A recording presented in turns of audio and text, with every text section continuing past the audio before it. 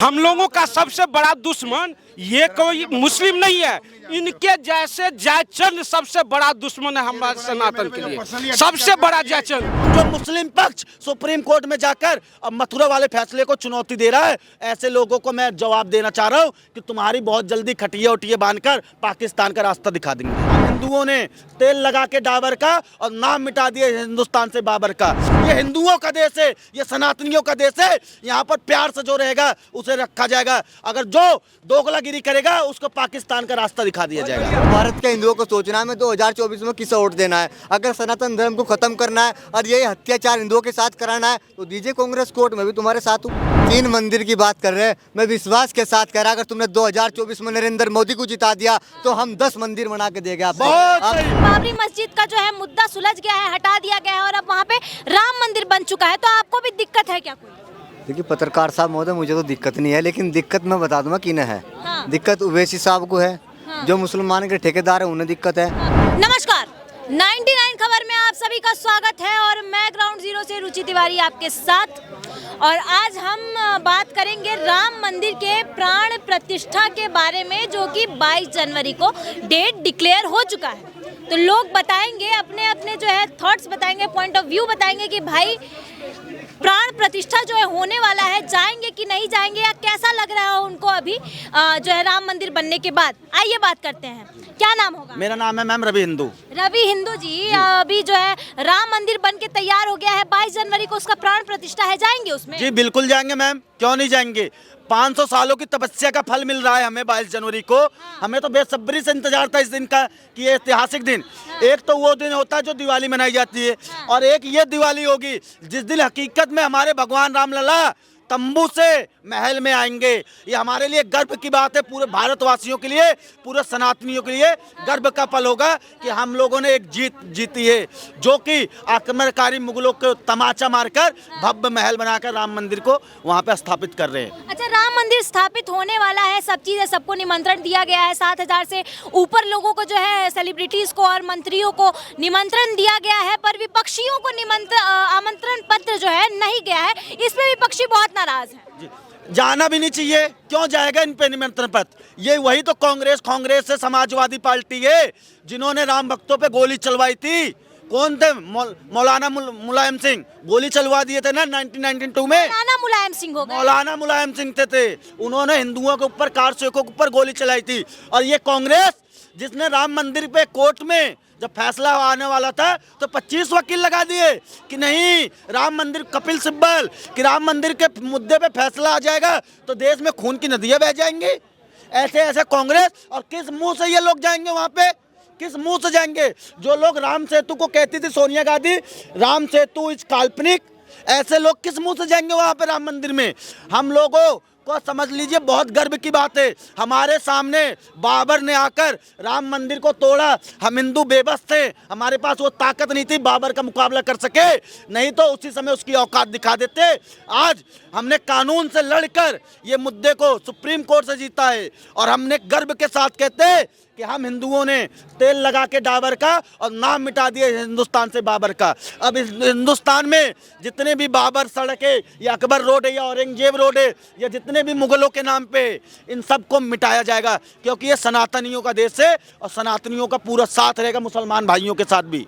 चलिए और लोग से पूछते हैं, थोड़ा सा आप भी वेट कीजिए रवि जी। क्या नाम होगा सर आपका? मेरा नाम मोहम्मद गुलशेर है। पत्रकार गुलशेर जी, आप अभी राम मंदिर का प्राण प्रतिष्ठा जो है होने वाला है 22 जनवरी को, तो आपका क्या कहना है? क्योंकि बहुत लोग को दिक्कत हो रहा है कि बाबरी मस्जिद का जो है मुद्दा सुलझ गया है, हटा दिया गया है और अब वहाँ पे राम मंदिर बन चुका है, तो आपको भी दिक्कत है क्या कोई? देखिए पत्रकार साहब महोदय, मुझे तो दिक्कत नहीं है, लेकिन दिक्कत मैं बता दूंगा किन्हें है। हाँ। दिक्कत उवैसी साहब को है। हाँ। जो मुसलमान के ठेकेदार है उन्हें दिक्कत है। हाँ। राम एक सबके 140 करोड़ देशवासी के सबके राम है और सबके दिल में राम बसा है।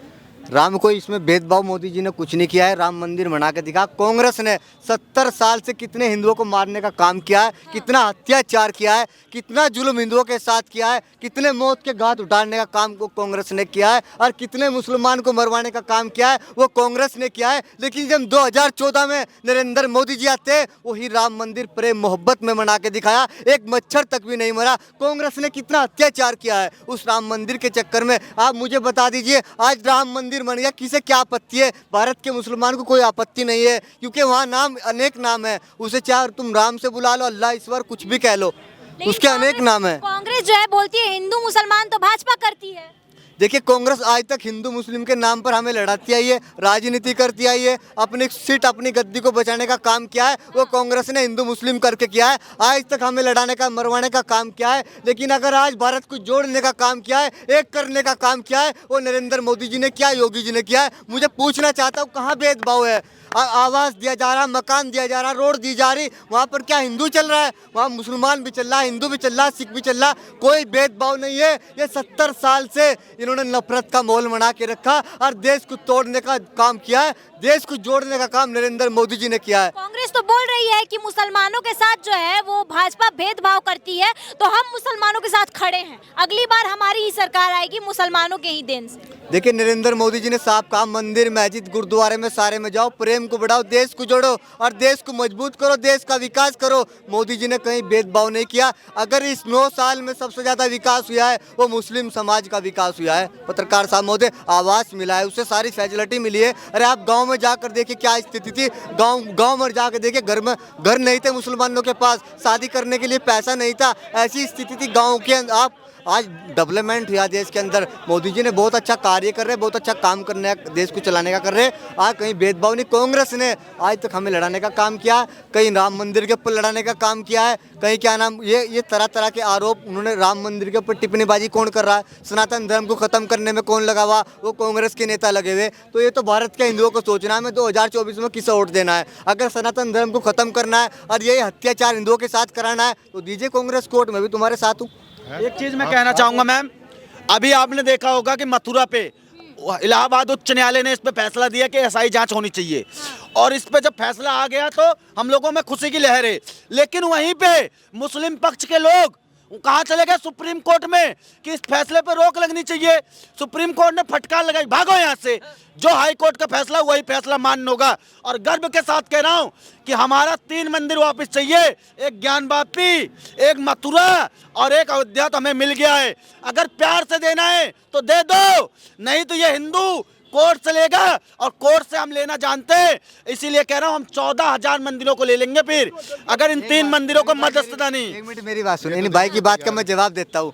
ये 3 मंदिर की बात कर रहे हैं, मैं विश्वास के साथ कह रहा, अगर तुमने 2024 में नरेंद्र मोदी को जिता दिया तो हम 10 मंदिर बना के देंगे आपको, आप चिंता मत करो। लेकिन 2024 में एक बार आप नरेंद्र मोदी जी को 400 को पार करवा दो, मैं 10 मंदिर दावे के साथ कह रहा हूँ, मैं मनवा के दूंगा आपको, जहाँ कहोगे वहाँ मनवा के दूंगा। भारत के मुसलमान भेदभाव नहीं चाहता, वो लड़ाई नहीं चाहता, दंगा नहीं चाहता। ये कांग्रेस का काम है जो आज तक लड़ाने का काम किया है।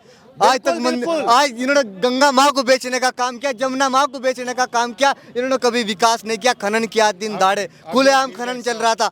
कांग्रेस बोल रही है कि जो भाजपा है वो हमेशा जो है राम मंदिर का मुद्दा लेके वोट बटोरते रहती है। अब ये जो है धीरे धीरे मथुरा, ज्ञान वापी, बाकी मंदिरों का मुद्दा बटोर के और तब वोट बदल रही है, कोई काम तो कर नहीं रही है भारत। इसका जवाब दूंगा, बीजेपी ने जब से आई है आजादी के बाद 18,000 गाँव में बिजली नहीं पहुंची थी, बीजेपी ने पहुंचाया। और सुनिए, 45 लाख लोगों का अकाउंट किसने खुलवाया? 45 करोड़ सॉरी लोगों का अकाउंट बीजेपी ने खुलवाया, उनके पास अकाउंट ही नहीं था। और सुनिए, हमारे देश में पहले बिजली कितनी होती थी? सिर्फ 2 लाख मेगावाट, आज 4 लाख। तो बीजेपी के हाथ में, एक हाथ में धर्म है तो एक हाथ में सुशासन है। अगर महाकाल कॉरिडोर बना तो काशी विश्वनाथ कॉरिडोर बना, अब अयोध्या कॉरिडोर बनेगा और मथुरा कॉरिडोर बनेगा, क्योंकि एक हाथ में सुशासन होगा तो एक हाथ में धर्म। कांग्रेस की तरह नहीं कि सेकुलर कर हिंदुओं को नीचे दिखाया जाएगा। ये हिंदुओं का देश है, ये सनातनियों का देश है, यहाँ पर प्यार से जो रहेगा उसे रखा जाएगा। अगर जो दोगलागिरी करेगा उसको पाकिस्तान का रास्ता दिखा दिया जाएगा, नहीं निकलेगा, क्योंकि हिंदू सहनशील थे। जो मुगल के आक्रमणकारी थे उन्होंने, आपने पढ़ा होगा अकबरनामा, औरंगजेब की आलमगीर पुस्तक उसने खुद लिखा है आलमगीर पुस्तक में कि मैंने जो शाही ईदगाह मस्जिद है ना, असली जन्मभूमि कृष्ण जन्मभूमि उसी के नीचे है। और आलमगीरी में लिखा है कि उसके सीढ़ियों के नीचे शाही मस्जिद जो मस्जिद है उसके नीचे कृष्ण भगवान की मूर्तियां हैं। जब ये लोग जाते चढ़ते ना उस मस्जिद पे तो हमारे कृष्ण भगवान को दबाते हैं अपने पैरों से। ये चीज हम नहीं भूलेंगे और अपने 3 के 3 मंदिर ले लेंगे अगर ये प्यार से देंगे, नहीं तो हम 14,000 मंदिर लड़ के लेंगे कोर्ट में। हाँ, लेकिन मोदी जी तो जो है कांग्रेस बोल रही है कि मोदी जी जो है वो ही हर जगह जो है सब चीज जितना वो मिल रहा है, इन्फॉर्मेशन मिल रहा है और चीज मिल रहा है, अपना गेम खेल के और निकलवा रहे हैं हर जगह से कि मंदिर ही बनेगा यहाँ। देखिए यहाँ भी खुदा है, वहाँ भी खुदा है। अगर जहाँ नहीं खुदा है वहाँ कल खुदेगा। तो आप जहाँ खुद खोदोगे ना वहाँ पे मंदिर निकलेगा, क्योंकि ये देश सनातनियों का था। यहाँ पे पहले से नहीं था कोई मुसलमान। यहाँ पर आकर मुगलों ने कर वसूल कर, धार्मिक उत्पीड़न कर कर उनको जबरदस्ती तलवार के नोक पे इस्लाम कबूल करवाया। कोई दिक्कत नहीं, आप इस्लाम मानते हो कोई दिक्कत नहीं, लेकिन सनातन का साथ तो दे सकते हो आप। क्यों नहीं दे सकते सनातन का साथ? अगर ये हमारे भाई सनातन का साथ दे रहे तो गर्व की बात है हमारे लिए, और हम भी साथ देते हैं। लेकिन जो मुस्लिम पक्ष सुप्रीम कोर्ट में जाकर अब मथुरा वाले फैसले को चुनौती दे रहा है, ऐसे लोगों को मैं जवाब देना चाह रहा हूँ कि तुम्हारी बहुत जल्दी खटिए उठिए बांधकर पाकिस्तान का रास्ता दिखा देंगे। अच्छा गुलशेर जी, अभी जो है मथुरा पे जो है सुप्रीम कोर्ट का वो आ गया है, सॉरी हाई कोर्ट का आ गया है फैसला कि वहाँ पे जांच जो है SI जांच शुरू कर दी जाएगी, सर्वे शुरू हो जाएगा। तो इस पे आपका क्या कहना है, सहमत हैं आप इससे? पत्रकार साहब महोदय कहूँगा आपसे, जब राम मंदिर प्रेम मोहब्बत में बन गया, रही मथुरा की बात, रही काशी की बात, कहीं की भी बात हो, आप मनाइए। आप प्रधानमंत्री, आपका मुख्यमंत्री, आपका कोर्ट, आपका हाई कोर्ट, सब कुछ हमारा है आज, तो क्यों नहीं मनाया जा रहा? जैसे राम मंदिर मना तो मथुरा का बना कर दिखा दिए, हमेशा के लिए लड़ाई खत्म हो जाएगी। अन्य कांग्रेस इस पे सत्ता में, आज तक कांग्रेस 70 साल से इन चीज़ों पे सत्ता करते वो रही सत्ता में, राजनीति प्रधानमंत्री बनाती आई। तो मैं ये कहना चाहता हूँ, भारत का हिंदू अब जागना पड़ेगा तुम्हें। अगर तुम ऐसे 70 साल की तरह सोते रहे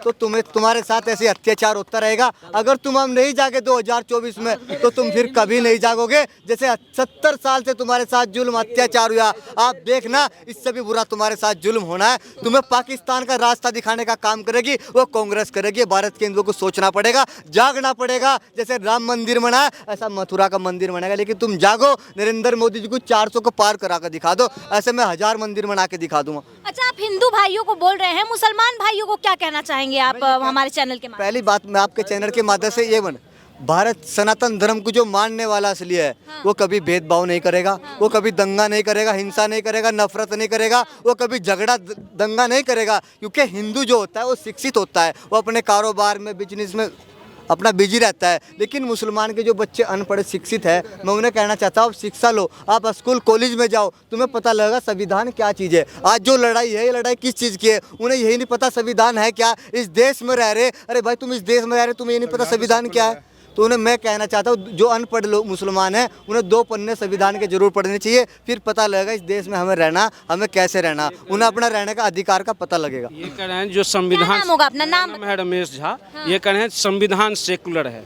इनसे पूछिए क्या संविधान बाबा साहब भीमराव अम्बेडकर ने संविधान जब लिखे थे तो क्या वो सेकुलर बनाए थे? संविधान नहीं बनाए थे। सुनिए, लेकिन उन्होंने, मैं क्या करूँ, मैं कह रहा हूँ बाबा भीम नहीं, आप इनसे सुन लीजिए पहले। सर को एक चीज